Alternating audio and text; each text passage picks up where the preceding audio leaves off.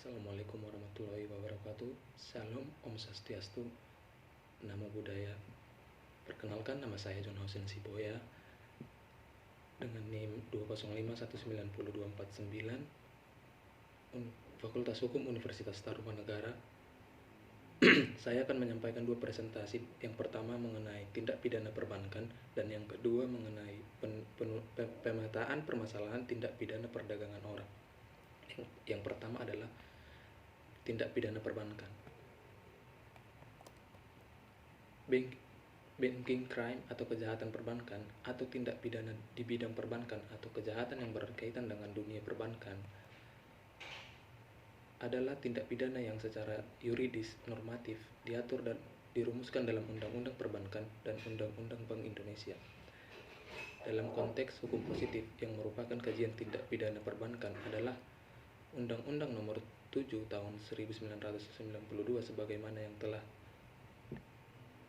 telah diatur juga dengan Undang-Undang Nomor 10 Tahun 1998 tentang perbankan dan Undang-Undang Nomor 23 Tahun 1998 sebagaimana yang telah diubah dengan Undang-Undang Nomor 3 Tahun 2004 tentang Bank Indonesia.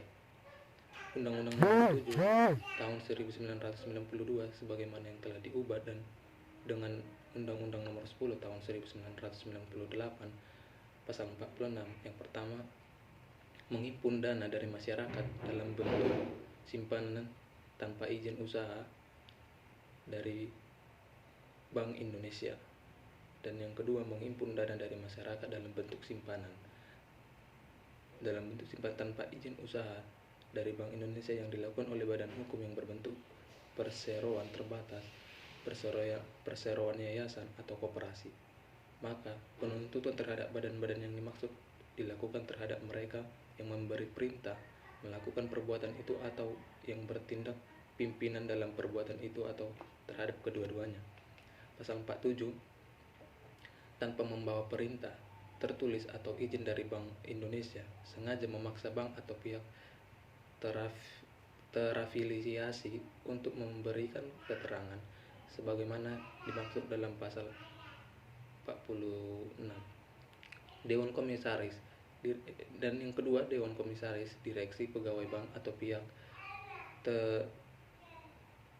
terafiliasi lainnya yang dengan sengaja memberikan keterangan yang dirahasiakan menurut pasal 40.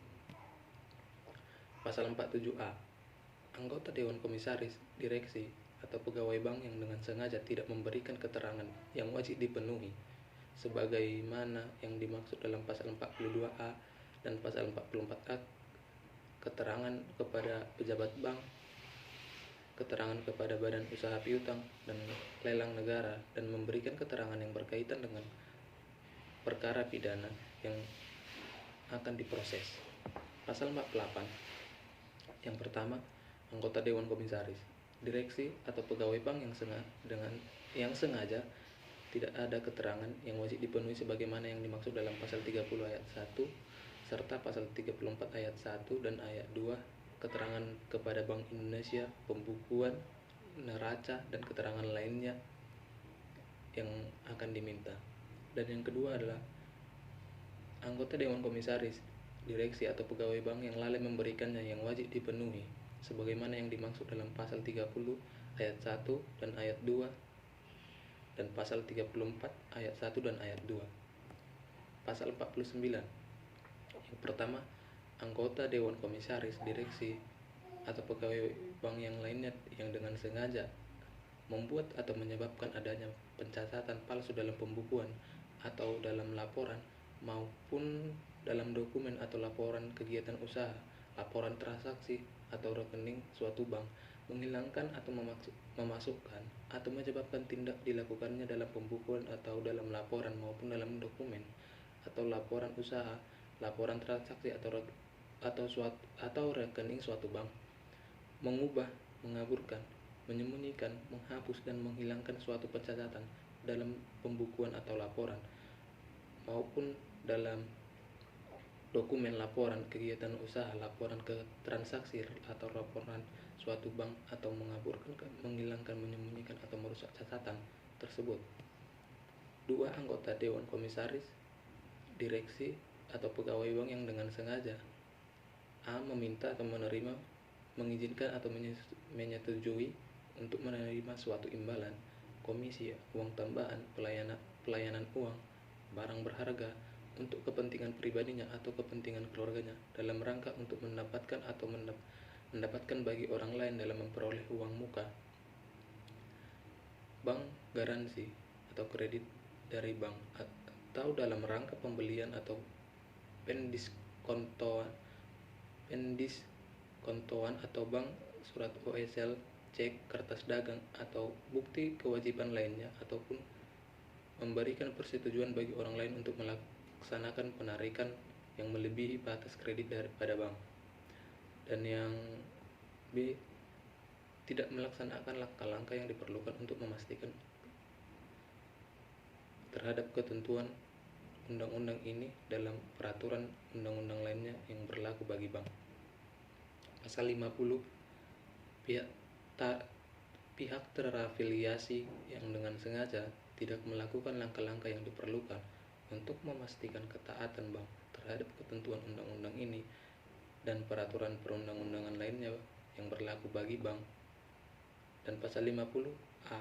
Pemegang saham yang dengan sengaja menyuruh Dewan Komisaris, direksi, atau pegawai bank untuk melakukan atau tindakan yang mengakibatkan bank tidak melaksanakan langkah-langkah yang diperlukan untuk memastikan ketaatan bank terhadap ketentuan undang-undang ini dan peraturan perundang-undangan lainnya yang berlaku bagi bank. Pasal 51. Pertama, tindak pidana sebagaimana dimaksud dalam pasal 46, 47, 47A, dan 48 ayat 1, 49, dan pasal 50 dan pasal 50A adalah kejahatan. Tindak pidana sebagaimana yang dimaksud dalam pasal 48 ayat 2 adalah pelanggaran. Tindak pidana di bidang perbankan adalah tindak pidana yang berkaitan dengan dunia perbankan, baik yang mengatur dalam Undang-Undang Perbankan atau Undang-Undang Bank Indonesia, maupun yang diatur dalam undang-undang lainnya. Dalam konteks hukum positif, tindak pidana di bidang perbankan dapat berkaitan dengan yang pertama KUHP dan yang kedua Undang-Undang Nomor 11 Tahun 1980 tentang suap, dan yang ketiga Undang-Undang Nomor 31 Tahun 1999 sebagaimana yang telah diubah dengan Undang-Undang Nomor 20 Tahun 2001 tentang pemberantasan tindak pidana korupsi, dan yang keempat tindak pidana pencucian uang. Ruang lingkup tindak pidana di bidang perbankan. Pemalsuan ada di pasal 244 dan 276. Penggelapan ada di pasal 372 dan 377. Perbuatan curang, penipuan ada di pasal 378 sampai 395. Dan saya akan membahas yang kedua, pemetaan permasalahan tindak pidana perdagangan orang. Perdagangan orang merupakan tindak perekrutan, pengangkutan, penampungan, pengiriman, pemindahan, atau penerimaan seseorang dengan ancaman kekerasan, penggunaan kekerasan, penculikan atau penyekapan, pemalsuan, penipuan, penyalahgunaan kekuasaan atau posisi rentan, penjaratan atau memberi bayaran atau manfaat sehingga memperoleh persetujuan dari orang yang memegang kendali atas orang lain tersebut, baik yang dilakukan dalam negara maupun antar negara untuk tujuan eksploitasi atau mengakibatkan tereksploitasi. Tindak pidana perdagangan orang adalah tindakan atau serangkaian tindakan yang memenuhi unsur-unsur tindak pidana yang ditentukan dalam undang-undang ini. Child trafficking atau berarti penjualan anak. Berarti setiap tindakan atau transaksi di mana seorang anak dipindahkan kepada orang lain oleh siapapun atau kelompok demi keuntungan atau dalam bentuk lain. Peraturan terkait tindak pidana perdagangan orang terdapat dalam Undang-Undang Nomor 32 Tahun 2004, Undang-Undang Nomor 23 Tahun 2004 tentang pemerintahan daerah, Undang-Undang Nomor 21 Tahun 2007 tentang pemberantasan tindak pidana perdagangan orang, Peraturan Pemerintah Nomor 38 Tahun 2007 tentang pembagian urusan pemerintah, pemerintah daerah, provinsi, pemerintahan daerah, kabupaten atau kota. Peraturan Pemerintah Nomor 9 Tahun 2008 tentang tata cara mekanisme layanan terpadu bagi saksi atau korban tindak pidana perdagangan orang, Peraturan Presiden Nomor 69 Tahun 2008 tentang pembentukan gugus tugas pencegahan dan penanganan tindak pidana perdagangan orang, Peraturan Menteri Koordinator Kesejahteraan Rakyat Nomor 25 Tahun 2009 tentang rencana aksi nasional tindak pidana perdagangan orang. Unsur-unsur tindak pidana orang. Pertama, proses. Pelaku memindahkan korban dan komunitasnya dengan merekrut dan mengangkut, mengirim, memindahkan dan atau menerima mereka atau calon korban. Dan yang kedua, cara.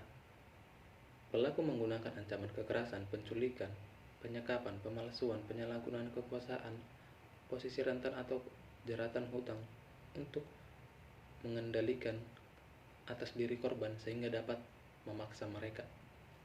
Dan yang ketiga, tujuan. Pelaku mengeksploitasi dan menyebabkan korban tereksploitasi untuk kejahatan finansial.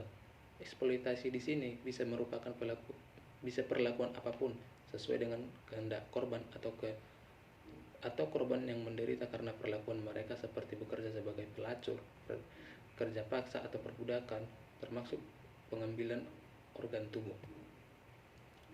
Modus operandi. Yang pertama, pengiriman tenaga kerja. Yang kedua, duta seni budaya. Yang ketiga, perkawinan pesanan atau seperti perkawinan kontrak. Yang keempat, pengangkatan anak. Dan yang kelima, pemalsuan dokumen seperti kartu keluarga, kartu tanda penduduk, dan surat-surat lain. Dan yang keenam, menggunakan perusahaan atau non-perusahaan pengerah